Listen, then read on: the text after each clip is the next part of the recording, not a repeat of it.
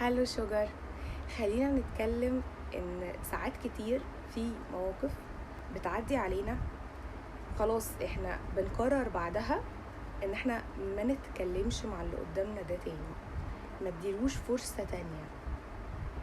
هي كانت فرصة في ايده وهو اللي ضيعها، وده يعني انا بحييك ان انت تاخد قرار زي ده وان انت تقطع مع شخص زي كده، لان الغلطة مثلا اللي غلطها فيك انت مش قادر تتعداها او انك تغفرها للي قدامك.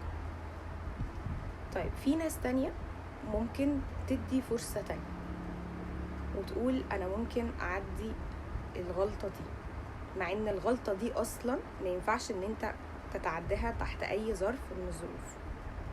وساعتها انت بتقول للي قدامك انا يعني مستعد، انت رصاصتك الاولى اللي ما جاتش فيا، يلا اديني رصاصة غيرها يمكن تصيب المرة دي.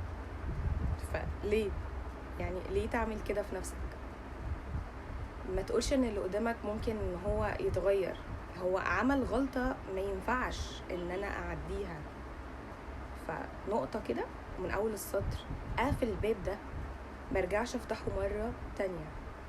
يعني حبوا نفسكم، لو حبينا نفسنا مش هنرضى لنفسنا الأذية تحت اي ظرف من الظروف. شكرا.